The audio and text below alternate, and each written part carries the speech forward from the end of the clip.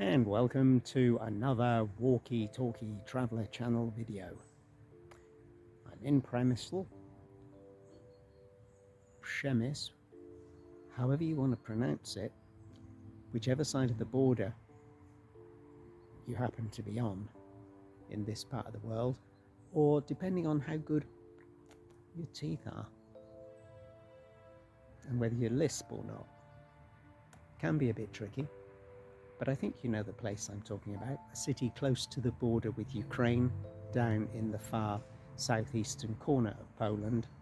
If you were flying in here from the UK, for example, Rzeszów or Rzeszów, however you might pronounce it, would be the closest airport. And it's a nice little historic town. I did stay here before. I had a walk around the hilltop on the other side of the river in the last video, had a look at some of the trace remains of fortress walls and forts and gun emplacements. There were two circles protecting the town, courtesy of the Austro-Hungarian Empire, back in the mid to late 19th century. These two circles of fortifications, one hugging primarily the old town and an area north of the river as well, where I'm situated, and then a much broader ring of forts, which, as I mentioned in my last video, I believe spanned basically, if you were to walk from one side to the t'other at its broadest point, you'd be having something like a 16, 17, 18-kilometer walk or march, because this was very much a military town. The Austro-Hungarian Empire appreciated, as people had before, the significance of the location here. Major roadways and railways came through Przemysl. How am I going to edit that out? I know. The main roads and railways in this region passed through Przemysl between Lviv, Krakow, heading into what we call today's Slovakia, but it was basically direct links to Budapest in the Hungarian part of the Austro-Hungarian Empire and Vienna in the Austrian centre. And of course the neighbour was the Russian Tsarist Empire, and they had expansionist ideas of their own as well. So this place needed to be fortified as far as the Austro-Hungarian Empire was concerned. And even today, there's quite a military presence here. I think throughout history, it's always been the case. The history goes back, known history, I think, to the 8th century. And various tribal peoples have set up wooden stockaded settlements here. And obviously even before that, probably hunter-gatherers were roaming around these parts of what we call today Poland. Now today, I'm erring. I must say I'm erring. A couple of reasons why. One is the weather forecast, which I knew yesterday. Today and tomorrow, the skies are going to be full of rain, and it's going to be, in theory, raining for most of these 2 days. But it's been one of those mornings where you look out the window and you see it turn. Like before 8:30, it was all sunny and blue skies. Then it changed, and you're thinking, okay, just rain, get it out the way, and then I'll go out. You know, between showers, shall we say. My first stop, but that never happened, hasn't rained yet, but it's threatening. My first stop was to go to the local Biedronka supermarket, because today is a Saturday, and if you come straight into Poland, arriving fresh, you might be taken aback by the fact that the opening hours of the supermarkets and other retail outlets are very limited on the weekend, particularly Sunday. Forget about it. Saturday, I've gone to a nearby Biedronka supermarket and it's only open until 2 this afternoon.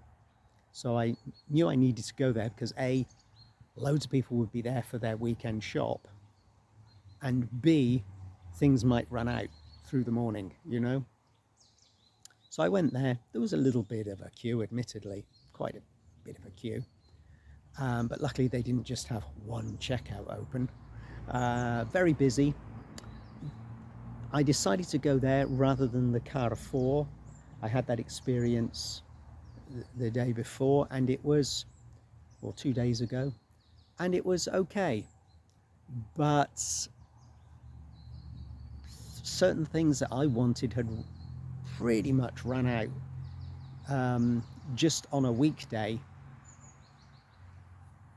before 4 o'clock in the afternoon. So I just thought, on balance, Biedronka is perhaps a little better stocked. I know that sounds perverse because Carrefour is the largest supermarket. However, it's going to depend, of course, on what food and drink you're hoping to buy and will need to consume through the Saturday, Sunday, into Monday morning. Yeah, so you have to think to yourself, okay, so that means I need to get Saturday stuff, Sunday stuff, and Monday morning breakfast. Have I got that covered? Yeah, a little bit tricky, eh? I'm sure you'll find the odd, maybe a Żabka or a little independent convenience store somewhere in the town open on a Sunday. But I don't want to take that risk. So I got my shopping done, brought it back to the hostel, still hasn't rained, and put the stuff that needs to go in the fridge, all's good there. And I'm now erring because I'm thinking, it's going to rain, isn't it? I've got my umbrella. What can you do about it? If you sit indoors all day, it probably won't rain, but it's pretty much guaranteed it, according to the forecast I've been looking at. So let's just get on with it, shall we? Today I'm heading towards the historic centre, and I'm going to be focusing mainly on walking around the old town. And there are a few museums which I might jump into because I feel like it, or just because, hey, okay, this is heavy rain. Why not time for a museum? We'll see how it goes. Of course, mostly I'm interested in the architecture, the decorative exteriors and statues, memorials. We looked in the last video before walking, or some people would call it hiking, but I'd call it walking, up some steps and a slope through nice nature to the top of the hill, and even beyond to the top, the very top of the Tatarski Mound,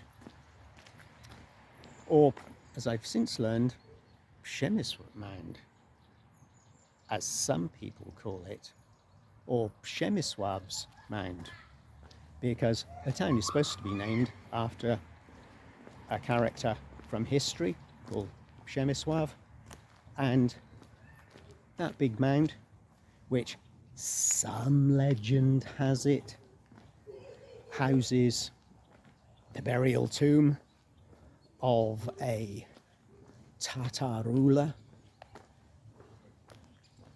I'm surprised the archaeologists haven't gone in there and actually confirmed one way or the other whether we're right in thinking of it as a Tatarski burial mound, or if there's any link to the Tatar peoples who passed through here, or whether perhaps there's any link within the mound which ties it to the king Przemysław, or whoever he was, who somehow got his name attached to the mound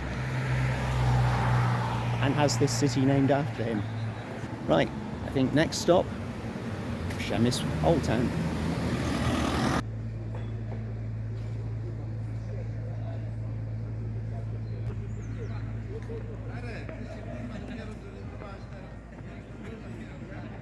I don't believe it, it's that man Adam Mickiewicz again. Can't keep a good man down, can you?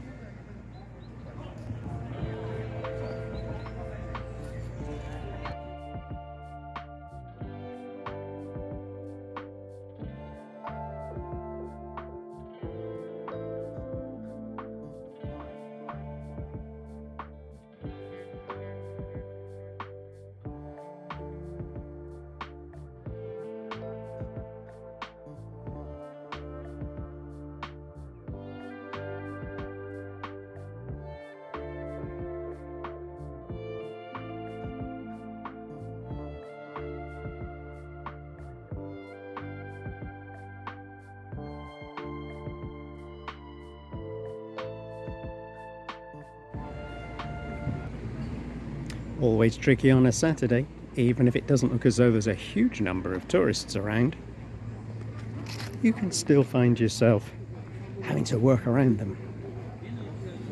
And I'm sure they feel the same way about me. There's probably somebody in the wings thinking, get out the way, man. I've got a far more successful YouTube channel than you. I want to get the film footage. Here's a little character.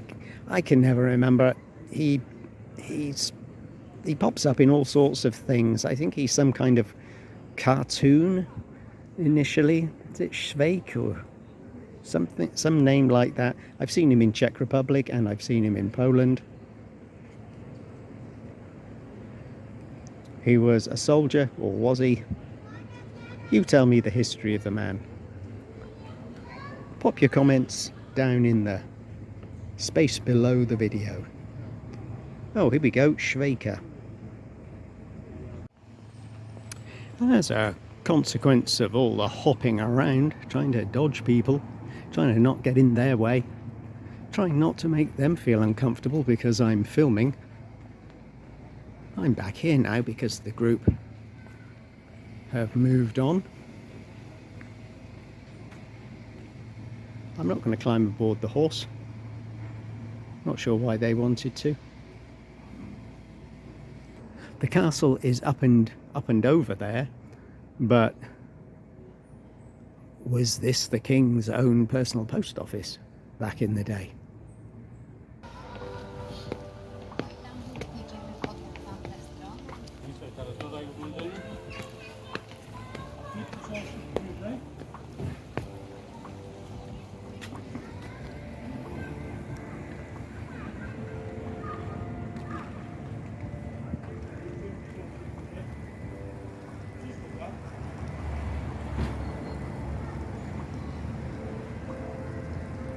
Somewhere up here is the castle.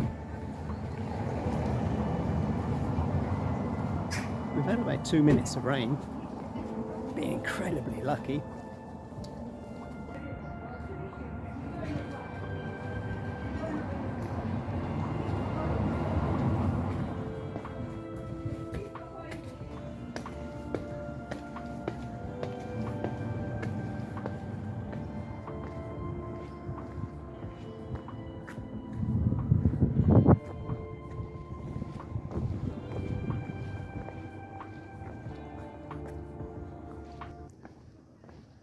I thought I was going to see the castle off to the right back there, but unfortunately not.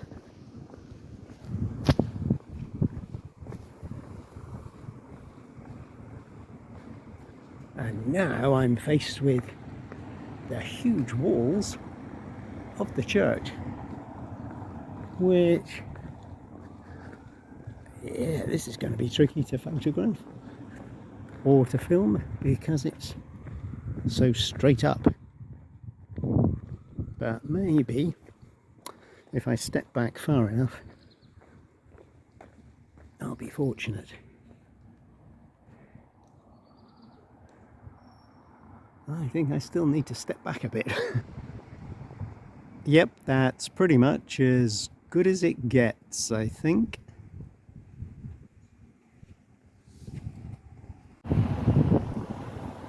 And what's all that about?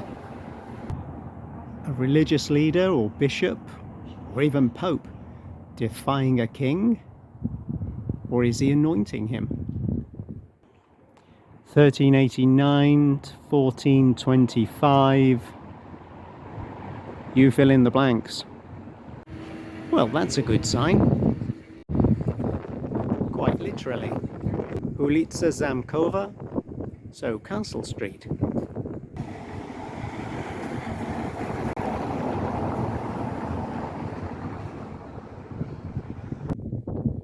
Statue of the Guardian Angel of Poland, consecrated on the 26th of January 2019. The statue commemorates the event of the 3rd of May 1863, when a mysterious young man appeared in Przemysl and proclaimed a message concerning the fate of Poland. The messenger predicted the two world wars, Poland regaining independence, the importance of great Poles in the history of other nations, and also the election of the Polish Pope. Doesn't mention that the mysterious young man had wings on his back, but we have to assume he did. Otherwise, they wouldn't have assumed he was an angel. So as so often, I spoke too soon. That angle we had before isn't anything like as good as it gets. I think this is as good as it gets. Go on, prove me wrong. It's behind you. Oh, no, it's in front of you. Yes, that makes more sense. Przemysl Castle, up at the top of a little hill, straight up from that very impressive looking church building. And there are more handsome architectures on the road leading up to the castle. And for those of you who don't feel like walking or can't walk too far, there's a convenient car park up here as well. So no excuse to not visit Przemysl. And it appears as though there's a park, not just for cars, but a park for walking around, in memory of a lady called, is it a lady, Mariana? Or is it just my ignorance of the way Polish names are put together in certain situations? Because I know Marian is a man's name in Polish. So a man or a lady called Mariana Stronskiego. Now, who were they? This is the second small bear I've seen in the town. Not sure what they're up to. Possibly mischief, but hopefully not.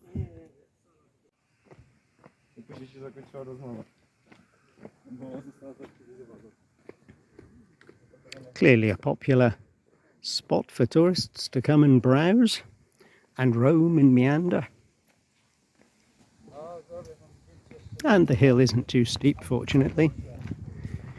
Although, when you get up here, it seems to resemble more of a fancy restaurant than a castle. At least that pocket of space underneath the main tower gives it that appearance, doesn't it?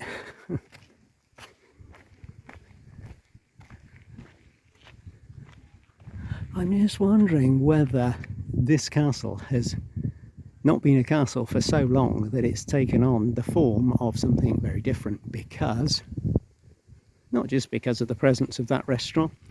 I see here Theatre Fredrium, and I also see, or I saw, a plaque down near the bear talking about 100 years of something to do with a guy and the theatre. So perhaps for 150 years, the castle has played host to a theatre. There we are, 12 zloty, or a fraction over £2, depending on the exchange rate, the way it goes up and down. but we're looking at about €2.50, $3 if you want to go in and have a look around the restaurant, castle, single tower, theatre, auditorium. It all depends. I really don't know what's going on in there. And sadly, I don't feel inclined to actually go in. But if you do, or if you've been in, do feel free to post a comment down below. Let me know what I've missed out on. And if it's unmissable, I'll be back in Przemysl and I'll be coming here. Of course, if the castle looked like that these days, I'd be reaching for my 12 zloty. Doesn't mean I can't have a look around though, does it? And you know what?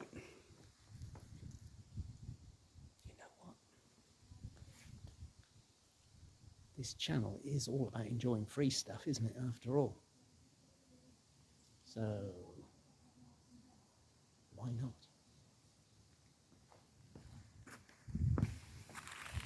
Can't do any harm to have a little nose about, can it? As long as nobody screams, "Release the hounds!" or cocks the mechanism on their handgun, then I should be okay.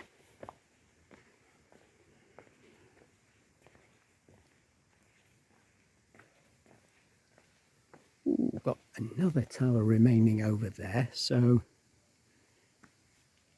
that prospect is a little bit better, isn't it? And this is obviously all horrendously put together.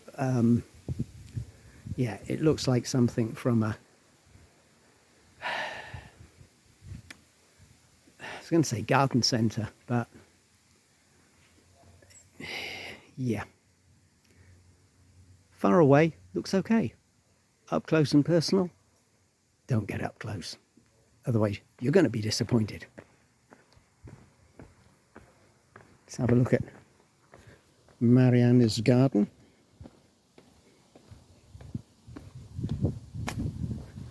I was thinking on that walk when we were going in search of forts and such like, why were so many of the forts damaged and destroyed and assumed so much, and so much incorrectly, that it's probably the Second World War, you know. The Germans and the Russians were fighting here. That's probably what caused it back in the 1940s. But actually, you know, it isn't quite that straightforward. What happened, allegedly, apparently, was there was a war before, the Great War. A hugely destructive world war, 1914 to 1918, of course. And at the beginning of that war, the Austro-Hungarian army, well, yes, it was the empire, shall we say. The Austro-Hungarian Empire, let's not blame the army. The Austro-Hungarian Empire decided it was going to attack the Russian Empire. August 1914, must have seemed like a good idea at the time to somebody. Oh boy, what a lousy idea. They did have an army of, well, nearly 1 million men, apparently, at their disposal. And they had many thousands stationed here in Przemysl, because it was such a very important fortified city in that empire. However, the army, well, size doesn't always matter, does it? So they say. And true enough, the Austro-Hungarian army got hammered. In the first month of the war, I think they lost About a quarter of their men, and others were captured, others were wounded, and they had to scarper. Had to run for the Carpathians. They had to run for the hills and get away from Przemysl as fast as they could. But they did actually leave many thousand troops here in the garrison fortress to hold out, basically. The Russians laid siege to the fortress city. 6 months, all the way through the winter. People living inside of Przemysl were starving, close to starving, severely malnourished. Obviously, all the domestic animals were slaughtered. I think even the army's horses took a savage toll. Thousands of them ended up on the table, on the dinner table, as people fought to just survive. And yes, when it was finally decided, okay, can't go on anymore. Spring has sprung back in April 1915, but sadly, no. The decision was made, and it wasn't the Russians, but the actual Austro-Hungarian troops themselves who decided under command to take the action. Massive destruction of the forts. It's what you might expect, I suppose. If you're not able to hold on to your fortress, you don't want the invaders who sweep in to come into a very nice fortress which can withhold a siege for 6 months plus. So, yes, much of the damage was actually performed by the occupying Austro-Hungarian Empire itself.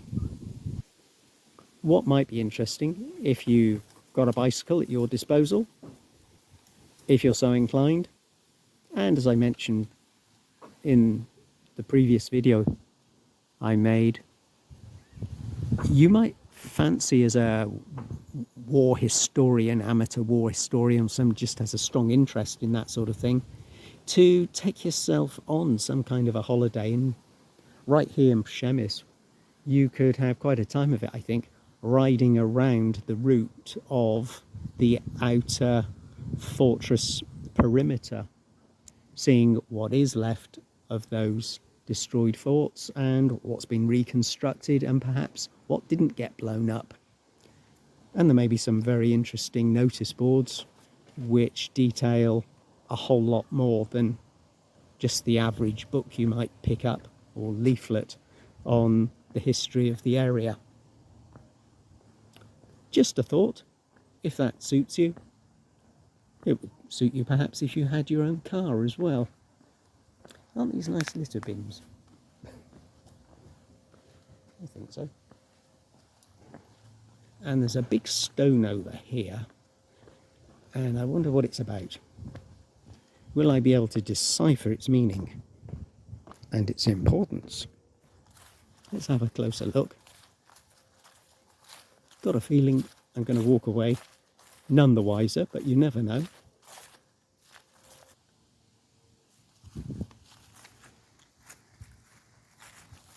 So back in 1960, Przemysl was being marked as 1,000 years of a city. As I think I mentioned before, the history does go back another 200 to 300 years as far as known traces of human occupation are concerned. And from here, if you were interested, just looking at the map, very similar to the handheld map I had yesterday in the last video, yes, we can see the castle right there, and the walking route that you could take to go up to that very large Jesus and very large cross if you were interested in doing something like that walk I did yesterday, but from the castle, perhaps if you are just on very limited time and you have to cherry pick, I think is the expression, isn't it, to suit your own taste, what you fancy seeing and doing in perhaps one day visiting the town, just passing through. I would certainly give it more than one day. I've made my descent and I'm none the wiser where I'm going, so I'll just walk down the hill. I see a nice big fluffy Alsatian, or German Shepherd. What is the difference? Any theories on that? Probably, oh well, if the dog is born over this side of the border, it's Belgian. If it's born on that side, it's a German Shepherd. But no, probably a bit more subtle than that. Do German Shepherds have longer hair? Is that it? Sure.